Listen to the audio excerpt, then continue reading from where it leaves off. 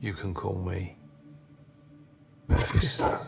Maintenant que Mephisto a fait son entrée dans le MCU, la question pertinente se pose. Le nouveau méchant est-il plus puissant que Thanos? Allons. C'est l'heure de l'histoire, mon poulet au miel. On ouvre les petits volets. Cœur vaillant, œil sur la balle, on ne peut pas perdre.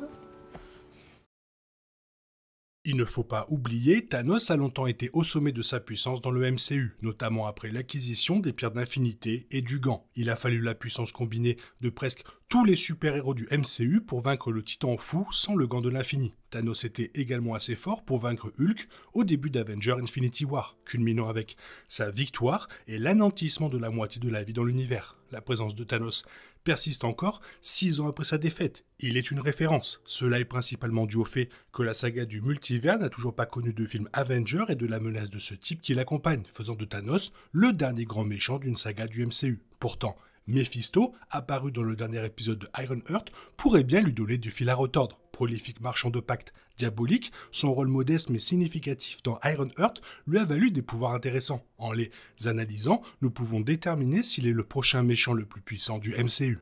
Les pouvoirs de Thanos fluctuent en fonction de facteurs externes. Dans son cas, ce sont les pierres d'infinité. Grâce à elles, sa démonstration de puissance la plus impressionnante fut sa victoire contre la moitié de la vie dans l'univers. Sans elle, Thanos est capable de résister à l'assaut des 3 grands Avengers et de vaincre Hulk lors d'un combat en 1 contre 1. Les seules armes efficaces pour tuer Thanos en live action sont le Stormbreaker forgé par Uru, spécialement conçu pour tuer les dieux, et les pierres d'infinité. Plus tard, Thanos est montré mort à la pointe de son épée à double lame sur Terre 838. Pourtant, lorsque Thanos possède ne serait-ce qu'une seule pierre d'infinité, ses pouvoirs sont équivalents à ceux d'un dieu. Les pierres confèrent à Thanos presque tous les pouvoirs imaginables, bien que ces pouvoirs soient vraisemblablement limités. Sans les pierres, Thanos est immensément fort et résistant, sans être invincible.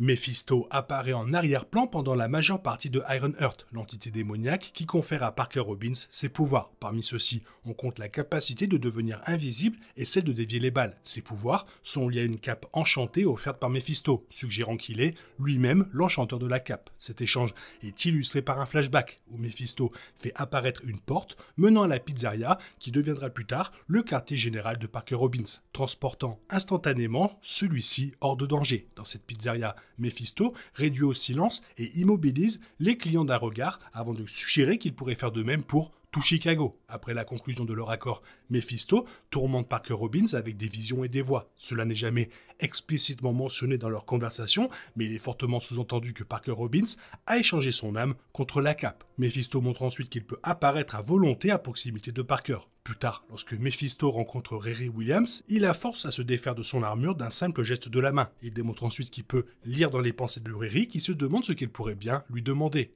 Ironheart se termine ensuite par la résurrection de Nathalie. Ses pouvoirs sont largement comparables à ceux de Mephisto de Marvel Comics. Dans la dimension de l'enfer, le royaume qu'il gouverne, Mephisto est quasi omnipotent. Ses pouvoirs ont cependant des limites, surtout lorsqu'il quitte son royaume. On ignore si Mephisto, dans le MCU, est soumis aux mêmes limitations. Sa capacité à plier la réalité à sa volonté pourrait suggérer qu'il a transporté Parker et Riri dans son royaume de poche avant de démontrer ses pouvoirs. Néanmoins, en l'absence de clarification, on peut affirmer que Mephisto compte déjà parmi les personnages les plus puissants du MCU.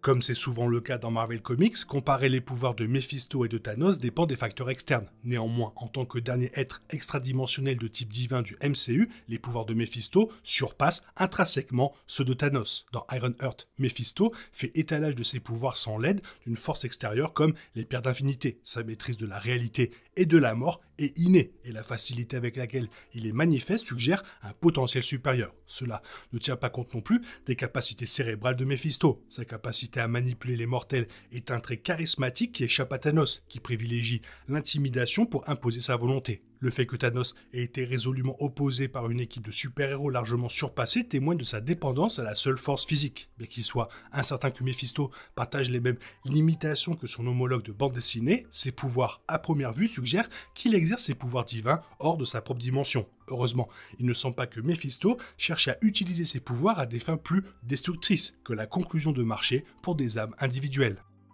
Mephisto compte parmi les êtres cosmiques du MCU grâce à ses pouvoirs. Ce que l'on a pu observer de lui jusqu'à présent suggère une maîtrise de la manipulation de la réalité, comparable à celle de la sorcière rouge et de Wiccan. On peut supposer que la sorcière rouge, à son apogée, lorsqu'elle possède le Darkhold, pourrait être considérée comme aussi puissante que Mephisto. Mephisto est probablement comparable à la mort d'Aubrey Plaza, présenté dans Agatha All Along comme la personnification de la mort. Comme Mephisto, la mort n'a qu'un seul mode opératoire, maintenir l'équilibre entre la vie et la mort. On ignore cependant si ses pouvoirs s'étendraient à d'autres dimensions. Bien que Sentry soit l'un des nouveaux personnages les plus puissants du MCU, il est difficile d'imaginer comment il pourrait surpasser sa capacité à manipuler la réalité. L'esprit fracturé de Sentry est également une cible privilégiée pour les manipulations de Mephisto, ce qui rend Bob Reynolds particulièrement vulnérable. La maîtrise des autres dimensions par le Docteur Strange pourrait lui donner un avantage unique sur Mephisto. Cette connaissance pourrait permettre à Strange d'accéder à tous les outils surnaturels disponibles pour vaincre Mephisto, sans parler de la façon dont il a techniquement vaincu le souverain de la dimension noire, Dormammu. Étant donné que Mephisto est un passionné de pacte, il semblerait que son plus grand adversaire soit quelqu'un doté des capacités mentales nécessaires pour le déjouer. Dans ce contexte, Reed Richards et le Docteur Doom seraient sans doute de sérieux prétendants, même s'ils n'ont pas encore fait leur début dans le MCU pour démontrer l'étendue de leur intelligence. Quant aux personnages les plus intelligents encore présents dans le MCU, Bruce Banner et Peter Parker sont de véritables prétendants. De plus, la fin d'Ironheart, laissant entrevoir un pacte entre Riri Williams et Mephisto, cela semble mettre en place un arc narratif dans lequel elle finira par le surpasser et le vaincre. Créé en 1968 par Stan Lee et John Buscema, Mephisto s'inspire du démon Mephistopheles issu du folklore allemand et de la légende faustienne. Initialement méchant du surfeur d'argent, Mephisto est rapidement devenu une menace majeure pour de nombreux héros. Dans les comics Marvel actuels, Mephisto est un seigneur démon surnaturel qui s'épanouit en concluant des accords avec les mortels et en s'emparant de leur âme, savourant son existence en jouant sur la peur des humains de se prendre pour le diable. Il a également piégé l'âme de la mère du Docteur Doom dans son domaine, incitant ainsi Doom à étudier la magie pour la libérer. Il a également conclu le tristement célèbre pacte avec Spider-Man pour sauver sa tante May mourante, un pacte qui a effacé le mariage de Peter Parker avec Mary Jane Watson et a refait une grande partie de son histoire dans l'univers Marvel. Mephisto a le potentiel pour devenir un grand méchant du MCU. En réalité, Mephisto pourrait théoriquement apparaître n'importe où s'il le souhaitait. Tout dépend de la personne avec qui il souhaite conclure un accord. Ceci dit, Spider-Man Brand New Day semble être une bonne hypothèse. Après tout, le titre du 4e film de Spider-Man tire son nom de l'intrigue de Brand New Day, le nouveau chapitre de l'histoire de Spider-Man, né de son accord tristement célèbre et controversé avec Mephisto pour sauver Tante May. Il est intéressant de noter que les débuts de Mephisto dans le MCU impliquent de ramener un être cher décédé pour Riri Williams. Il pourrait peut-être proposer le même genre de marché à Spider-Man du MCU. Après tout, Peter Parker vient de perdre sa Tante May dans Spider-Man No Way Home. Toutefois, le suspense et le marché avec Ironheart pourraient peut-être faire de Mephisto un méchant pour les Young Avengers. Il est intéressant de noter qu'il existe une intrigue dans les comics où Mephisto conclut plusieurs marchés avec de jeunes héros. Son fils Blackheart possède même Riri, une idée qui pourrait facilement être adaptée au MCU maintenant que Riri est l'une des clientes de Mephisto. Un film MCU centré sur les Midnight Suns serait de nouveau en développement. Si cela se confirme, Mephisto pourrait être le méchant idéal, affrontant des personnages comme Doctor Strange, Moon Knight, Ghost Rider et Blade, et d'autres membres potentiels qui pourraient constituer l'équipe de héros surnaturels du MCU. Cela dit, il est également possible que Marvel garde Mephisto sous le coude jusqu'à la fin du saga multivers.